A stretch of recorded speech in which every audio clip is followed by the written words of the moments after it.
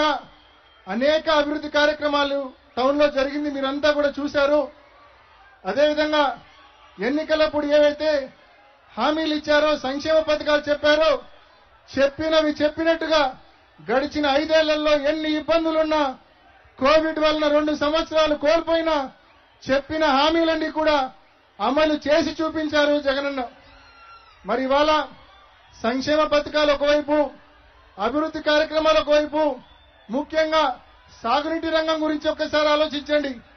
ఇవాళ జగనన్న ఈ 2019 నుంచి 24 వరకు ఈ 5 సంవత్సరాల్లో 4 సార్లు సిబిఆర్ ను ఫుల్ కెపాసిటీ 10 టీఎంసీలు పెట్టడం జరిగింది. అదేవిధంగా పైడిపాలెం 6 టీఎంసీలు 4 సార్లు నింపడం జరిగింది. మరి అలా నింపాం కాబట్టి ఈ 5 ఏళ్ల పాటు రైతులకు ఏ ఇబ్బంది లేకుండా మనం సాగునీరు అందించాం. మీరొక్కసారి ఆలోచించండి. 16 నెలల క్రితం చంద్రబాబు నాయుడు గారు ప్రాజెక్టుల సందర్శన పేరుతో, సాగునీటి ప్రాజెక్టుల సందర్శన పేరుతో మరి మన రాయలసీమ ప్రాంతానికి, అందులో భాగంగా పులివెందులకు కూడా రావడం జరిగింది.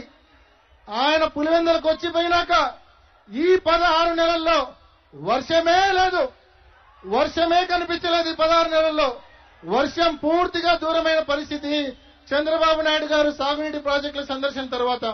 మరి ఇవాళ అటువంటి పరిస్థితుల్లో మనం ఈ 16 నెలల కరువు కాలంలో కూడా ఎక్కడ ఇబ్బంది పడకుండా మనం లింగాల బ్రాంచ్ కెనాల్ కింద చెరువులు కావచ్చు, పీబీసీ కింద చెరువులు కావచ్చు, జీకేఎల్ఐ కింద చెరువులకు కావచ్చు, సమృద్ధిగా అరటి రైతులకు, చీనీ రైతులకు మనం నీళ్లు ఇచ్చామంటే జగనన్న ముందు చూపుతో సిబిఆర్ లో 10 టీఎంసీలు పెట్టడం, పైడిపాలెంలో 6 టీఎంసీలు పెట్టడం వలనే అది సాధ్యమైందనే విషయాన్ని ప్రతి రైతు సోదరునికి కూడా తెలియజేస్తా ఉన్నా. ముఖ్యంగా పంటల బీమా గురించి ఒకసారి ఆలోచించండి.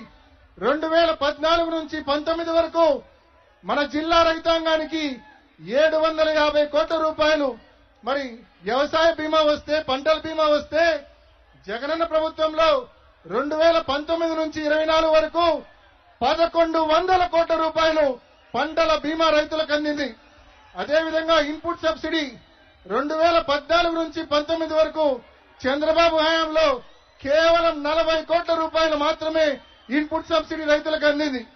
జగనన్న హయాంలో దాదాపు 2019 నుంచి ఈ 24 వరకు దాదాపు 278 కోట్ల రూపాయల ఇన్పుట్ సబ్సిడీ రైతుల ఖాతాల్లో, ఈ జిల్లాలో రైతుల ఖాతాల్లో జమ కావడం జరిగిందనే విషయాన్ని మీ అందరికీ మనవి చేస్తా ఉన్నాం.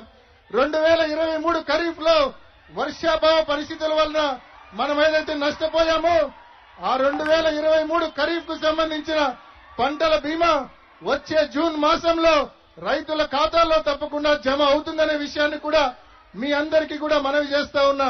మరి ఒకవైపు మొగమేరు మీరు చూస్తే గతంలో ఎలా ఉండేది, ఇప్పుడు ఎలా ఉండేదో ఒక్కసారి చూడండి.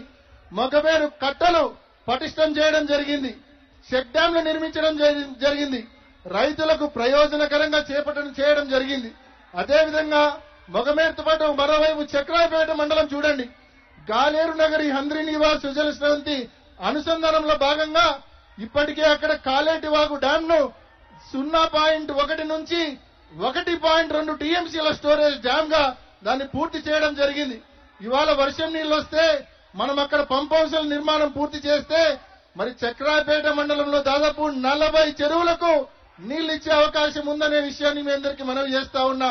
తప్పకుండా సంవత్సరం రోజుల్లో ఆ పంప్ హౌస్లు కూడా పూర్తి చేసి చక్రాయపేట మండలాన్ని కూడా మిగిలిన 6 మండలాల మాదిరే చక్రాయపేట మండలాన్ని కూడా సస్యశ్యామలం చేస్తామని చెప్పి ప్రతి రైతు సోదరునికి కూడా తెలియజేస్తా ఉన్నా. ఇవాళ మన ప్రతిపక్షాలు మనం ఇంత పెద్ద ఎత్తున సంక్షేమం, ఇంత పెద్ద ఎత్తున అభివృద్ధి చేస్తున్నాం కాబట్టే మనం తప్పులు చూపలేక, మనల్ని తప్పు పట్టలేక చేసి